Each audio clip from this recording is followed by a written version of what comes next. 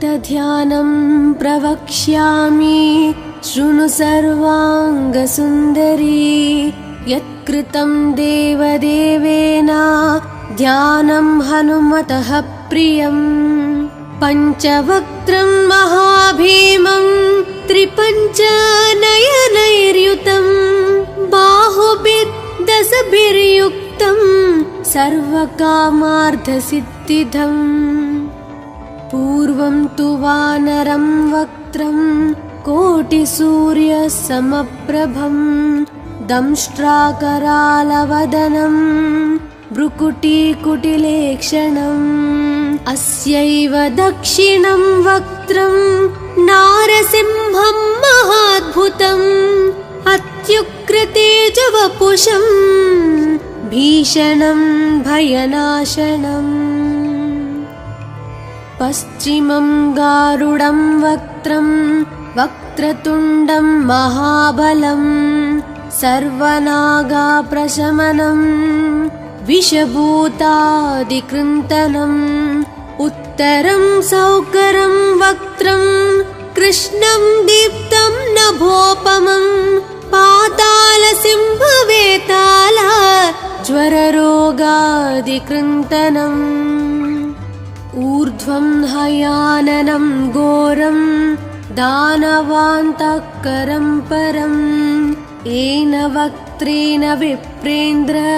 तारकख्यं महासुरम् जगानसरसं तत्स्यात् सर्वशास्त्रहरं परं ध्यात्वा पञ्चमुखं रुद्रं हनुमन्तं दयानिधिम् खड्गं त्रिशूलं खट्वाङ्गं पाशाङ्कुशपर्वतं मुष्टिं कौमदकीं वृक्षं धारयन्तं कमण्डलम्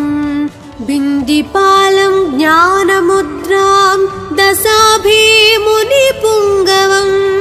एतानि युधजालानि धारयन्तं भजाम्यहम् प्रीतासनोपविष्टं तं सर्वाभरणभूषितं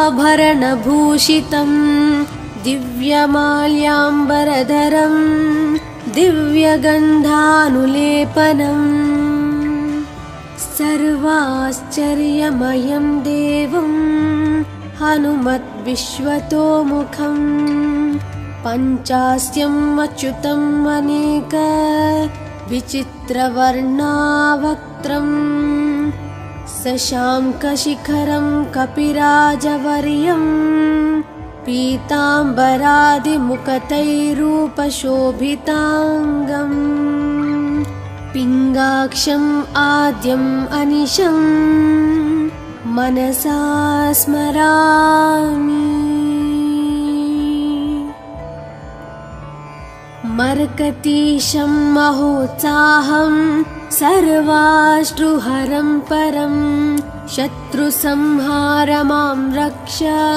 श्रीमन्नापडनुद्धर ॐ हरिमरकटमरकटमन्त्रमिदं परिलिख्यति लिख्यति वामतले यदि नश्यति नश्यति शत्रुकलां यदि मुञ्चति मुञ्चति वामलता इदं कवचं पठित्वात् महाकवच पठे नरः एकवारं जपे स्तोत्रं सर्वशत्रुनिवारणम् द्विवारं तु पठे नित्यं पुत्रपौत्राप्रवर्धनम् त्रिवारं च पठे नित्यं सर्वसमाप्तकरं शुभम् चतुर्वारं पठे नित्यं सर्वरोगनिवारणम् पञ्चवारं पठे नित्यं सर्वलोकवशङ्करम् षड्वारं च पठे नित्यं सर्वदेवावशङ्करम् सप्तवारं पठे नित्यं सर्वसौभाग्यदायकम् अष्टवारं पठे नित्यं मिष्टकामार्थसिद्धिदं नववारं पठे नित्यं राजभोगमवाप्युनात् दशवारं पठे नित्यं त्रैलोक्यज्ञानदर्शनं रुद्रावृत्तिं पठे नित्यं सर्वसिद्धिर्भवेर्ध्रुवम् कवचस्मतरणेनैव महाबलमवाप्नुयात् सुदर्शनसंहितायां श्रीरामचन्द्रसीताप्रोक्तं श्रीपञ्चमुखहनुमत्कवचं सम्पूर्णम् अथ ध्यानं प्रवक्ष्यामि शृणु सर्वाङ्गसुन्दरी यत्कृतं देवदेवेन ध्यानं हनुमतः प्रियं पञ्चवक्त्रं महाभीमं त्रिपञ्चनयनैर्युतं बाहुभिर्दशभिर्युक्तं सर्वकामार्थसिद्धिदम् पूर्वं तु वानरं वक्त्रं कोटिसूर्यसमप्रभं दंष्ट्राकरालवदनं भ्रुकुटीकुटिलेक्षणम् अस्यैव दक्षिणं वक्त्रं नारसिंहं महाद्भुतम् अत्युग्रतेजवपुषं भीषणं भयनाशनम् पश्चिमं गारुडं वक्त्रं वक्रतुण्डं महाबलं सर्वनागाप्रशमनं विषभूतादिकृन्तनम् उत्तरं सौकरं वक्त्रं कृष्णं दीप्तं नभोपमं पातालसिंहवेताल ज्वररोगादिकृन्तनम्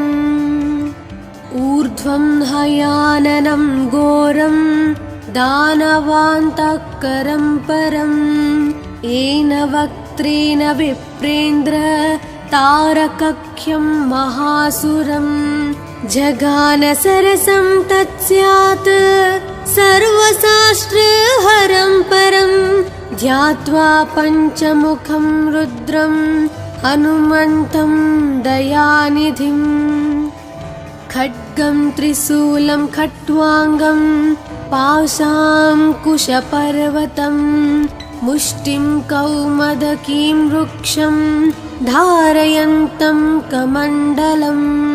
बिन्दिपालं ज्ञानमुद्रां दशाभिमुनिपुङ्गवम् एतानि युधजालानि धारयन्तं भजाम्यहम् प्रीतासनोपविष्टं तं सर्वाभरणभूषितं दिव्यमाल्याम्बरधरं दिव्यगन्धानुलेपनं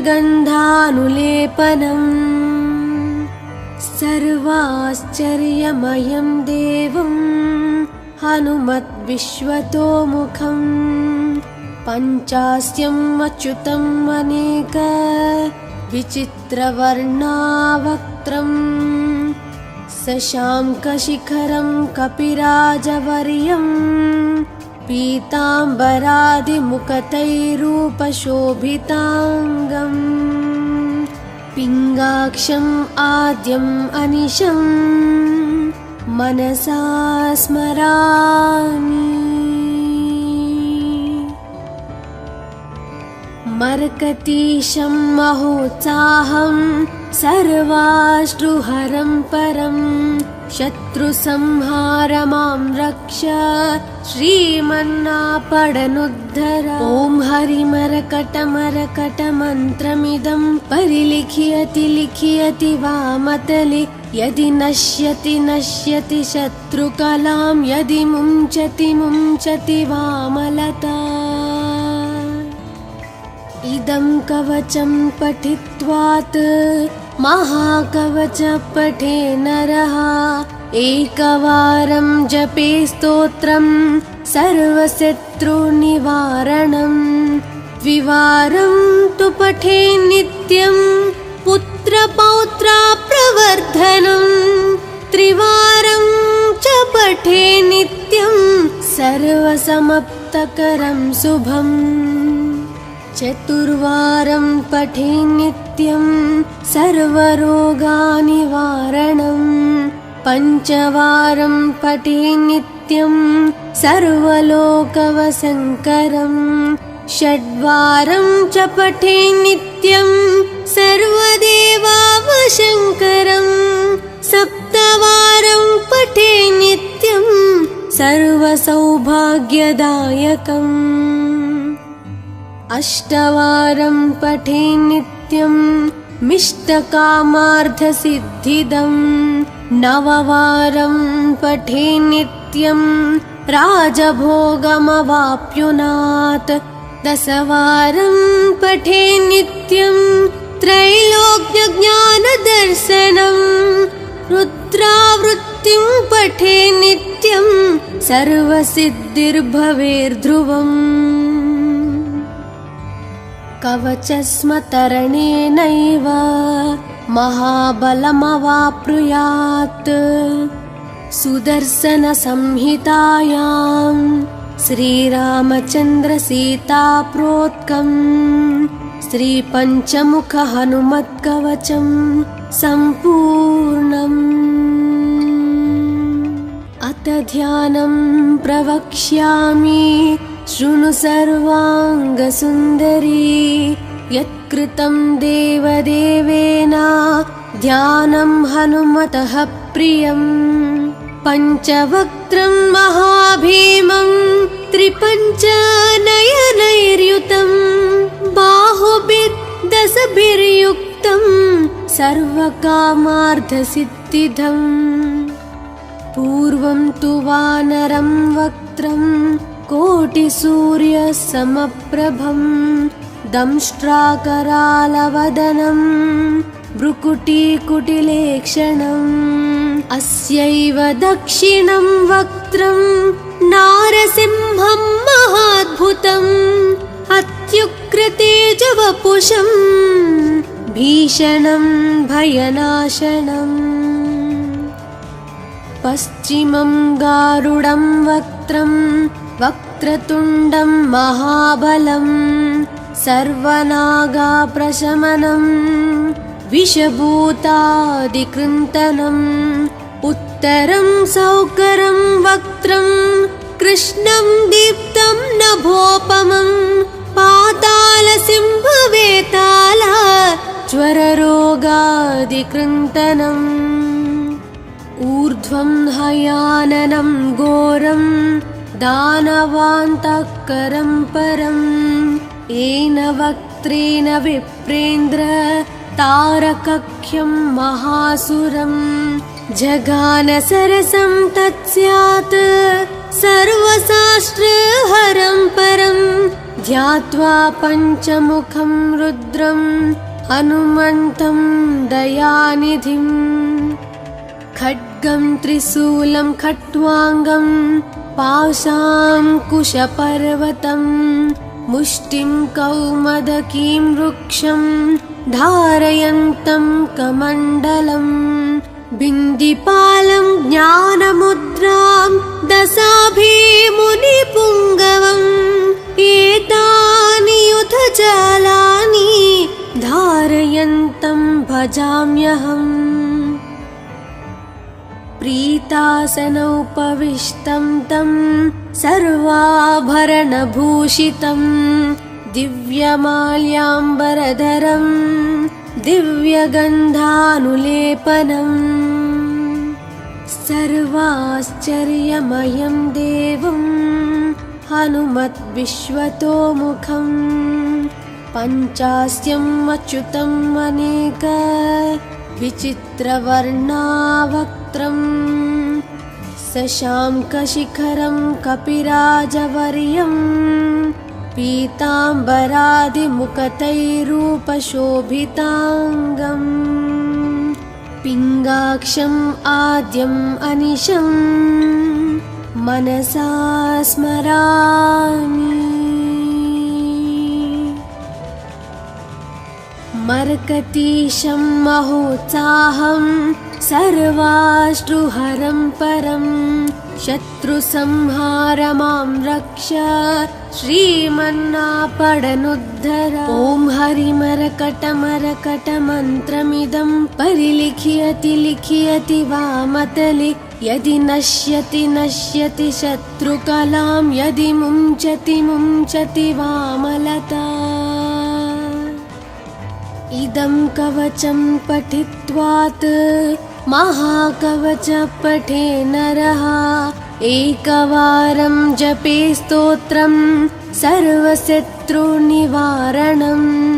द्विवारं तु पठे नित्यं पुत्रपौत्रप्रवर्धनं त्रिवारं च पठे नित्यं सर्वसमाप्तकरं शुभम् चतुर्वारं पठे नित्यं सर्वरोगनिवारणं पञ्चवारं पठे नित्यं सर्वलोकवशङ्करं षड्वारं च पठे नित्यं सर्वदेवावशङ्करं सप्तवारं पठे नित्यं सर्वसौभाग्यदायकम् अष्टवारं पठे नित्यं मिष्टकामार्थसिद्धिदं नववारं पठे नित्यं राजभोगमवाप्नुयात् दशवारं पठे नित्यं त्रैलोक्यज्ञानदर्शनं रुद्रावृत्तिं पठे नित्यं सर्वसिद्धिर्भवेर्ध्रुवम् कवचस्मतरणेनैव महाबलमवाप्नुयात् सुदर्शनसंहितायां श्रीरामचन्द्रसीताप्रोक्तं श्रीपञ्चमुखहनुमत्कवचं सम्पूर्णम्।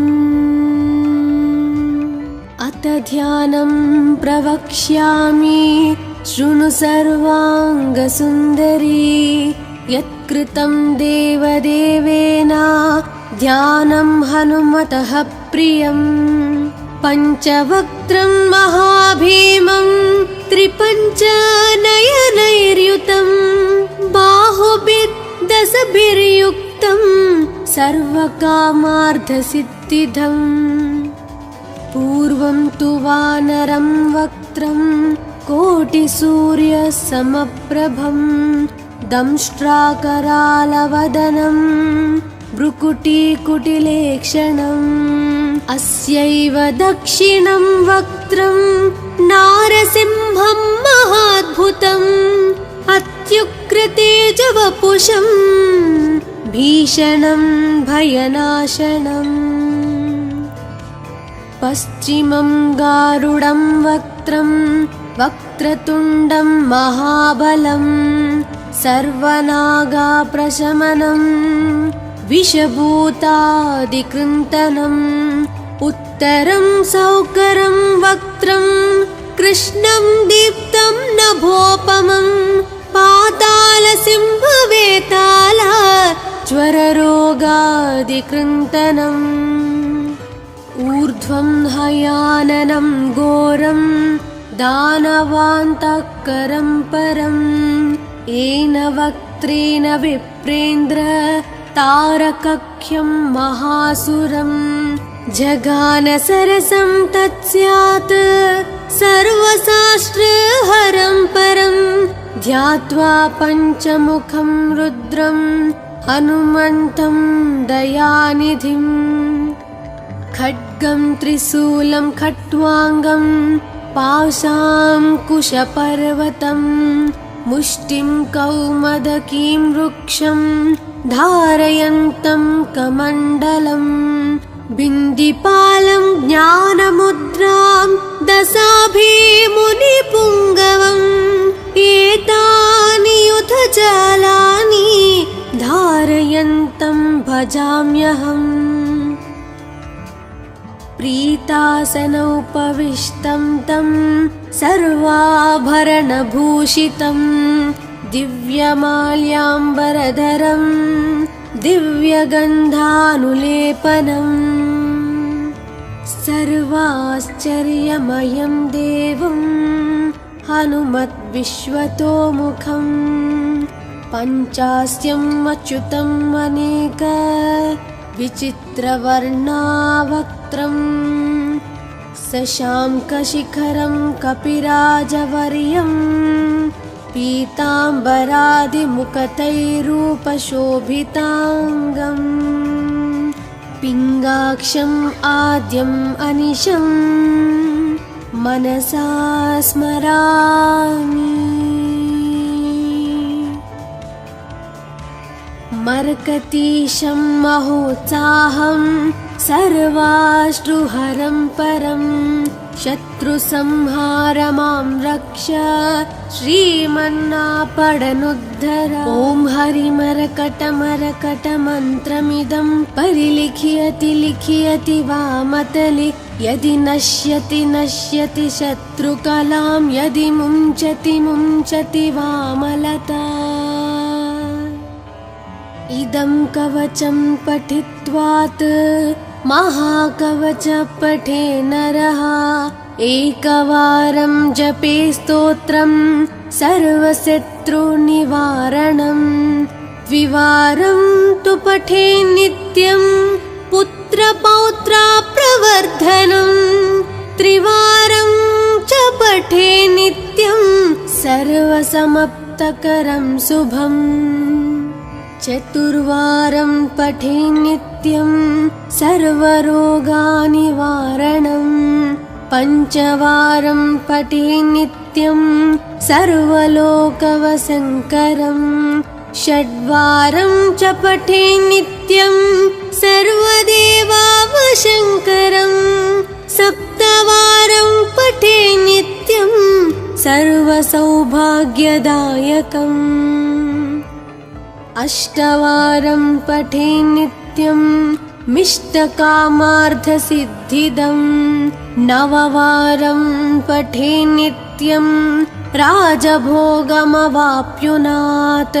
दशवारं पठे नित्यं त्रैलोक्यज्ञानदर्शनम् रुद्रावृत्तिं पठे नित्यं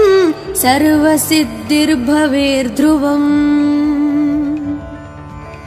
कवचस्मतरणेनैव महाबलमवाप्नुयात् सुदर्शनसंहितायां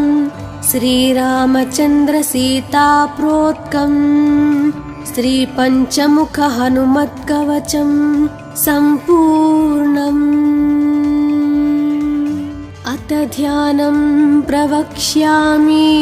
शृणु सर्वाङ्गसुन्दरी यत्कृतं देवदेवेन ध्यानं हनुमतः प्रियम् पञ्चवक्त्रं महाभीमं त्रिपञ्चनयनैर्युतं बाहुभिर्दशभिर्युक्तं सर्वकामार्थसिद्धिदम् पूर्वं तु वानरं वक्त्रं कोटिसूर्यसमप्रभं दंष्ट्राकरालवदनं भ्रुकुटीकुटिलेक्षणम् अस्यैव दक्षिणं वक्त्रं नारसिंहं महाद्भुतम् अत्युग्रतेजवपुषं भीषणं भयनाशनम् पश्चिमं गारुडं वक्त्रं वक्रतुण्डं महाबलं सर्वनागाप्रशमनं विषभूतादिकृन्तनम् उत्तरं सौकरं वक्त्रं कृष्णं दीप्तं नभोपमं पातालसिंहवेताल ज्वररोगादिकृन्तनम् ऊर्ध्वं हयाननं घोरं दानवान्तकरं परम् येन वक्त्रेण विप्रेन्द्र तारकख्यं महासुरम् जगानसरसं तत्स्यात् सर्वशास्त्रहरं परम् ध्यात्वा पञ्चमुखं रुद्रं हनुमन्तं दयानिधिं खड्गं त्रिशूलं खट्वाङ्गं पाशाङ्कुशपर्वतं मुष्टिं कौमदकीं वृक्षं धारयन्तं कमण्डलं बिन्दिपालं ज्ञानमुद्रां दशाभिमुनिपुङ्गवम् एतानि युधजालानि धारयन्तं भजाम्यहम् प्रीतासनोपविष्टं तं सर्वाभरणभूषितं दिव्यमाल्याम्बरधरं दिव्यगन्धानुलेपनम् सर्वाश्चर्यमयं देवं हनुमद्विश्वतोमुखं पञ्चास्यम् अच्युतम् अनेक विचित्रवर्णावक्त्रं शशाङ्कशिखरं कपिराजवर्यं पीताम्बरादिमुकुटैरूपशोभिताङ्गम् पिङ्गाक्षम् आद्यम् अनिशं मनसा स्मरामि मर्कटीशं महोत्साहं सर्वाश्रुहरं परं शत्रुसंहारमां रक्ष श्रीमन्नापडनुद्धर ॐ हरिमरकटमरकटमन्त्रमिदं परिलिख्यति लिख्यति वामतले यदि नश्यति नश्यति शत्रुकलां यदि मुञ्चति मुञ्चति वामलता इदं कवचं पठित्वात् महाकवच पठे नरः एकवारं जपे स्तोत्रं सर्वशत्रुनिवारणं द्विवारं तु पठे नित्यं पुत्रपौत्राप्रवर्धनं त्रिवारं च पठे नित्यं सर्वसमाप्तकरं शुभम् चतुर्वारं पठे नित्यं सर्वरोगनिवारणं पञ्चवारं पठे नित्यं सर्वलोकवशङ्करं षड्वारं च पठे नित्यं सर्वदेवावशङ्करं सप्तवारं पठे नित्यं सर्वसौभाग्यदायकम् अष्टवारं पठे नित्यं मिष्टकामार्थसिद्धिदं नववारं पठे नित्यं राजभोगमवाप्नुयात् दशवारं पठे नित्यं त्रैलोक्यज्ञानदर्शनं रुद्रावृत्तिं पठे नित्यं सर्वसिद्धिर्भवेर्ध्रुवम् कवचस्मतरणेनैव महाबलमवाप्नुयात् सुदर्शनसंहितायां श्रीरामचन्द्रसीताप्रोक्तं श्रीपञ्चमुखहनुमत्कवचं सम्पूर्णम् अथ ध्यानं प्रवक्ष्यामि शृणु सर्वाङ्गसुन्दरी यत्कृतं देवदेवेन ध्यानं हनुमतः प्रियं पञ्चवक्त्रं महाभीमं त्रिपञ्चनयनैर्युतं बाहुभिर्दशभिर्युक्तं सर्वकामार्थसिद्धिदम् पूर्वं तु वानरं वक्त्रं कोटिसूर्यसमप्रभं दंष्ट्राकरालवदनं भ्रुकुटीकुटिलेक्षणम् अस्यैव दक्षिणं वक्त्रं नारसिंहं महाद्भुतम् अत्युग्रतेजवपुषं भीषणं भयनाशनम् पश्चिमं गारुडं वक्त्रं वक्रतुण्डं महाबलं सर्वनागाप्रशमनं विषभूतादिकृन्तनं उत्तरं सौकरं वक्त्रं कृष्णं दीप्तं नभोपमं पातालसिंहवेताल ज्वररोगादिकृन्तनम् ऊर्ध्वं हयाननं घोरं दानवान्तःकरं परम् येन वक्त्रेण विप्रेन्द्र तारकख्यं महासुरम् जगान सरसं तत्स्यात् सर्वशास्त्रहरं परं ध्यात्वा पञ्चमुखं रुद्रं हनुमन्तं दयानिधिम् खड्गं त्रिशूलं खट्वाङ्गं पाशाङ्कुशपर्वतं मुष्टिं कौमदकीं वृक्षं धारयन्तं कमण्डलं बिन्दिपालं ज्ञानमुद्रां दशाभिमुनिपुङ्गवम् एतानि युधजालानि धारयन्तं भजाम्यहम् प्रीतासनोपविष्टं तं सर्वाभरणभूषितं दिव्यमाल्याम्बरधरं दिव्यगन्धानुलेपनम् सर्वाश्चर्यमयं देवं हनुमद्विश्वतोमुखं पञ्चास्यम् अच्युतम् अनेक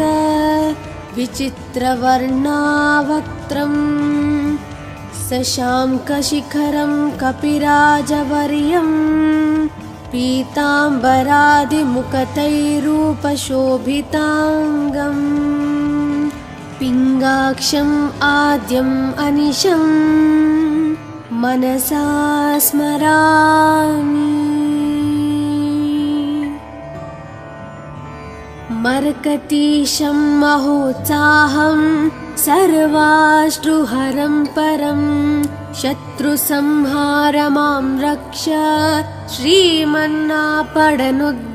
ॐ हरिमरकटमरकटमन्त्रमिदं परिलिख्यति लिख्यति वामतले यदि नश्यति नश्यति शत्रुकलां यदि मुञ्चति मुञ्चति वामलता इदं कवचं पठित्वात् महाकवच पठे नरः एकवारं जपे स्तोत्रं सर्वशत्रुनिवारणं द्विवारं तु पठे नित्यं पुत्रपौत्राप्रवर्धनं त्रिवारं च पठे नित्यं सर्वसमाप्तकरं शुभम् चतुर्वारं पठे नित्यं सर्वरोगनिवारणं पञ्चवारं पठे नित्यं सर्वलोकवशङ्करं षड्वारं च पठे नित्यं सर्वदेवावशङ्करं सप्तवारं पठे नित्यं सर्वसौभाग्यदायकम् अष्टवारं पठे नित्यं मिष्टकामार्थसिद्धिदं नववारं पठे नित्यं राजभोगमवाप्नुयात् दशवारं पठे नित्यं त्रैलोक्यज्ञानदर्शनं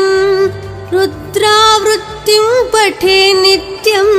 सर्वसिद्धिर्भवेर्ध्रुवम्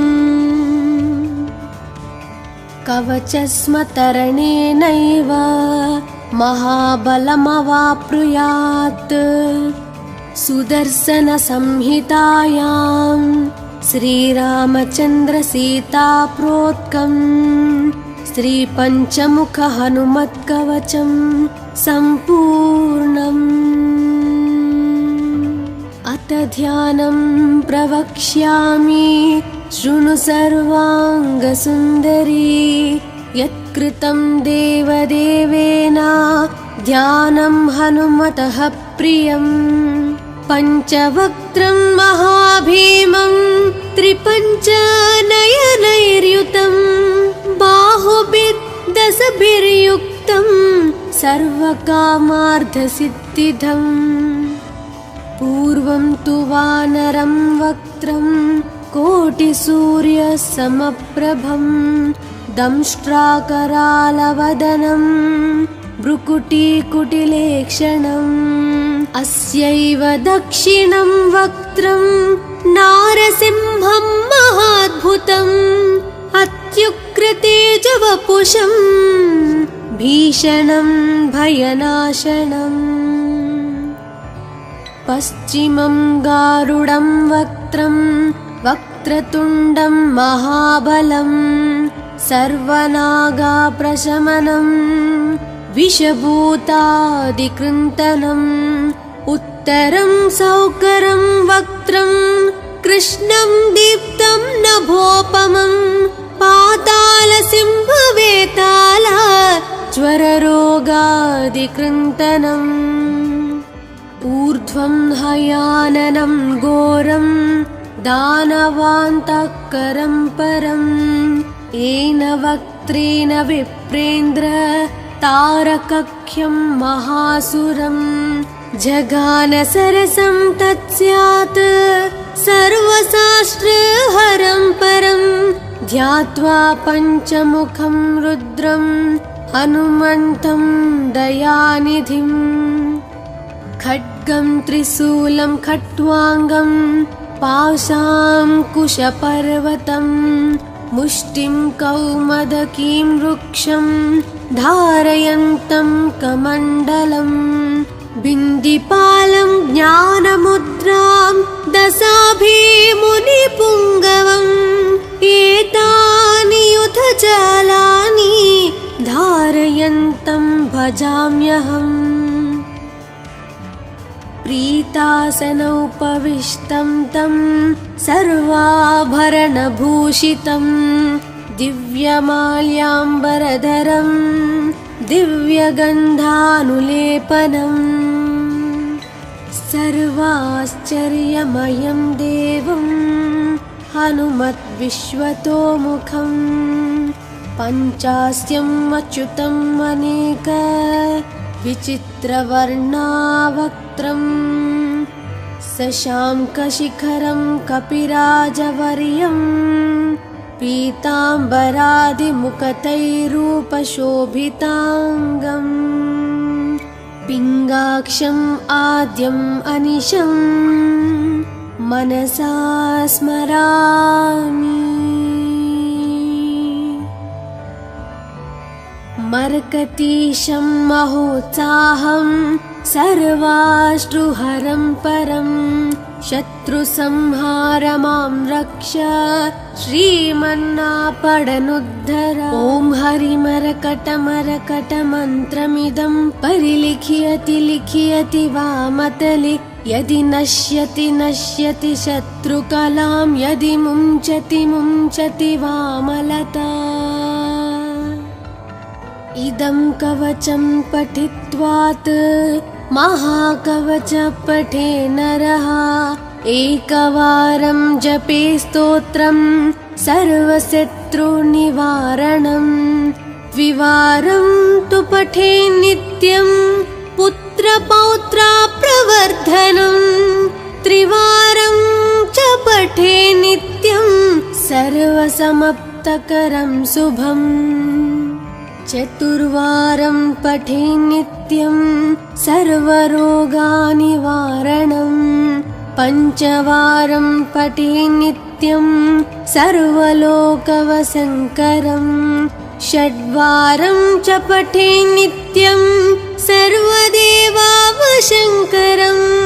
सप्तवारं पठे नित्यं सर्वसौभाग्यदायकम् अष्टवारं पठे नित्यं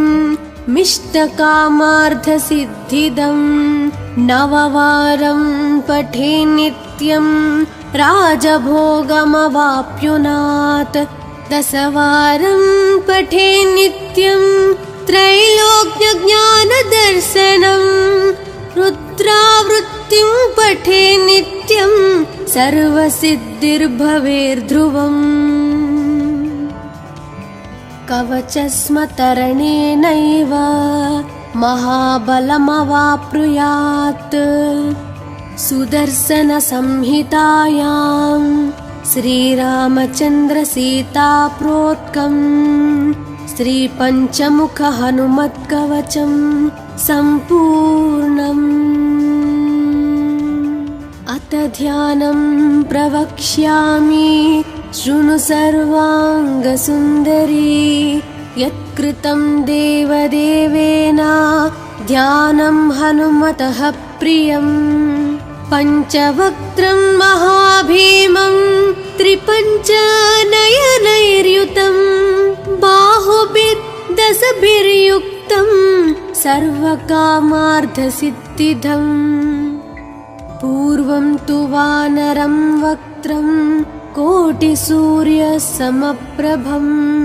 दंष्ट्राकरालवदनं भ्रुकुटीकुटिलेक्षणम् अस्यैव दक्षिणं वक्त्रं नारसिंहं महाद्भुतम् अत्युग्रतेजवपुषं भीषणं भयनाशनम् पश्चिमं गारुडं वक्त्रं वक्रतुण्डं महाबलं सर्वनागाप्रशमनं विषभूतादिकृन्तनम् उत्तरं सौकरं वक्त्रं कृष्णं दीप्तं नभोपमं पातालसिंहवेताल ज्वररोगादिकृन्तनम् ऊर्ध्वं हयाननं घोरं दानवान्तकरं परं येन वक्त्रेण विप्रेन्द्र तारकख्यं महासुरं जगानसरसं तत्स्यात् सर्वशास्त्रहरं परं ध्यात्वा पञ्चमुखं रुद्रं हनुमन्तं दयानिधिम् खड्गं त्रिशूलं खट्वाङ्गं पाशाङ्कुशपर्वतं मुष्टिं कौमदकीं वृक्षं धारयन्तं कमण्डलम्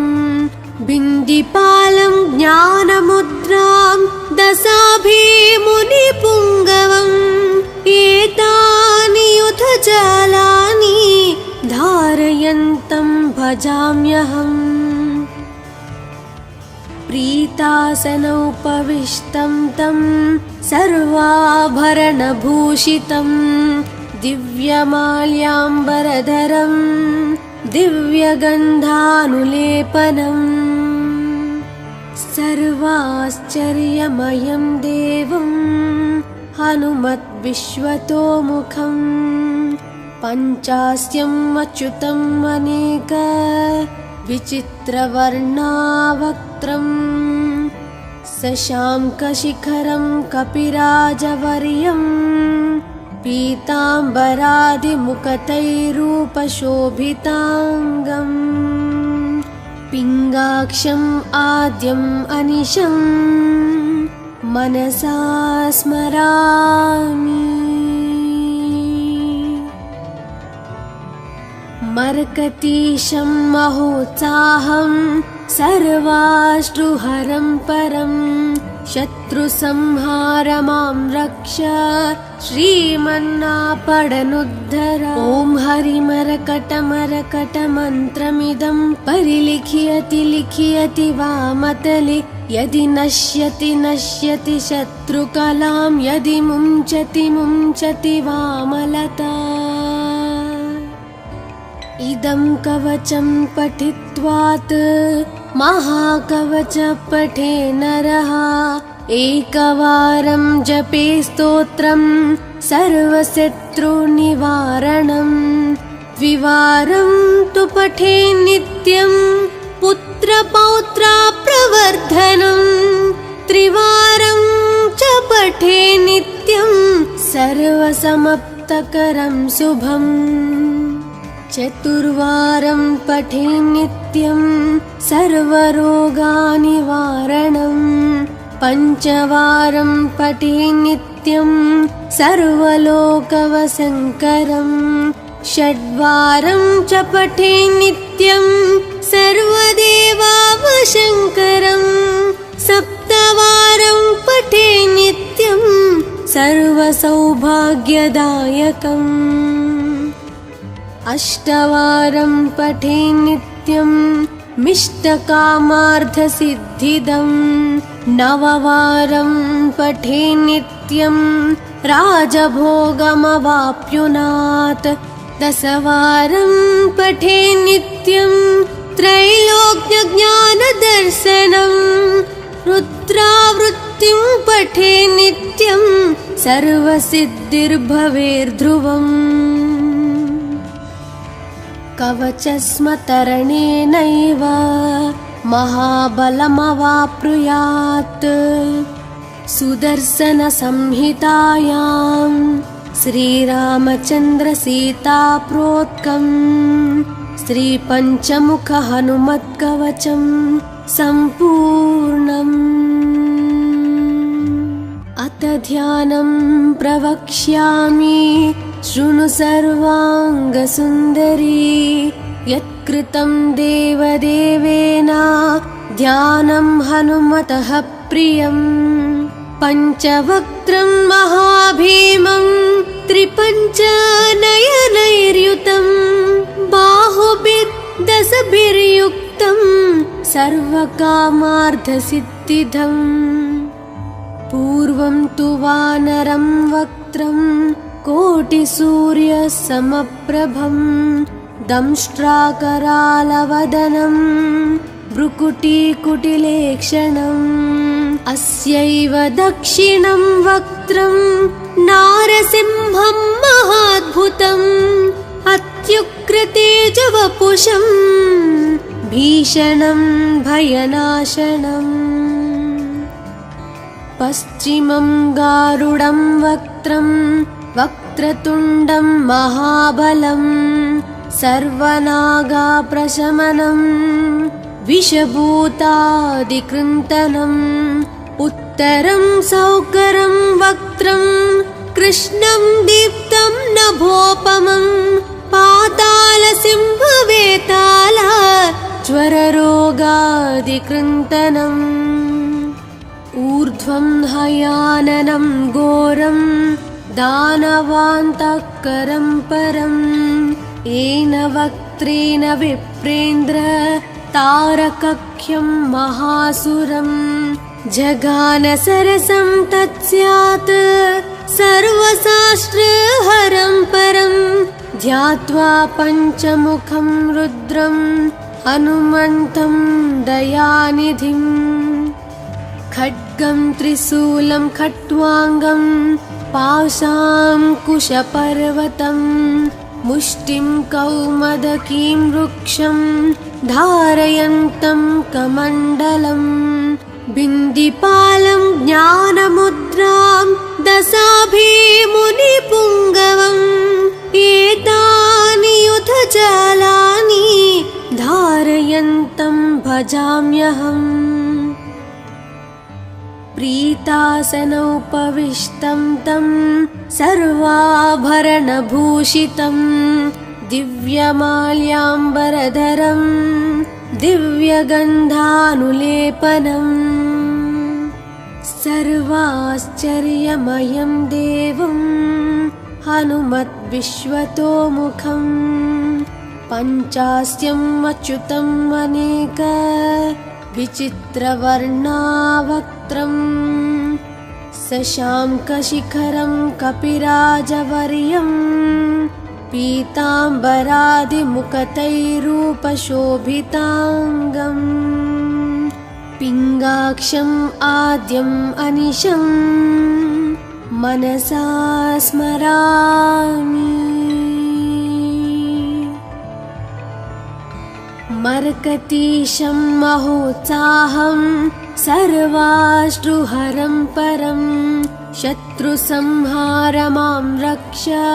श्रीमन्नापडनुद्धर। ॐ हरिमरकटमरकटमन्त्रमिदं परिलिखयति लिखयति वामतले यदि नश्यति नश्यति शत्रुकलां यदि मुञ्चति मुञ्चति वामलता। इदं कवचं पठित्वात् महाकवच पठे नरः एकवारं जपे स्तोत्रं सर्वशत्रुनिवारणं द्विवारं तु पठे नित्यं पुत्रपौत्राप्रवर्धनं त्रिवारं च पठे नित्यं सर्वसमाप्तकरं शुभम् चतुर्वारं पठे नित्यं सर्वरोगनिवारणं पञ्चवारं पठे नित्यं सर्वलोकवशङ्करं षड्वारं च पठे नित्यं सर्वदेवावशङ्करं सप्तवारं पठे नित्यं सर्वसौभाग्यदायकम् अष्टवारं पठे नित्यं मिष्टकामार्थसिद्धिदं नववारं पठे नित्यं राजभोगमवाप्नुयात्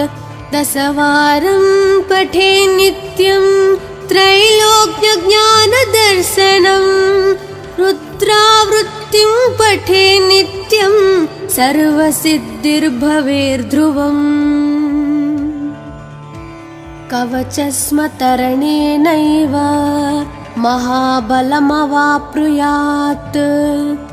सुदर्शनसंहितायां श्रीरामचन्द्रसीताप्रोक्तं श्रीपञ्चमुखहनुमत्कवचं सम्पूर्णम्। अथ ध्यानं प्रवक्ष्यामि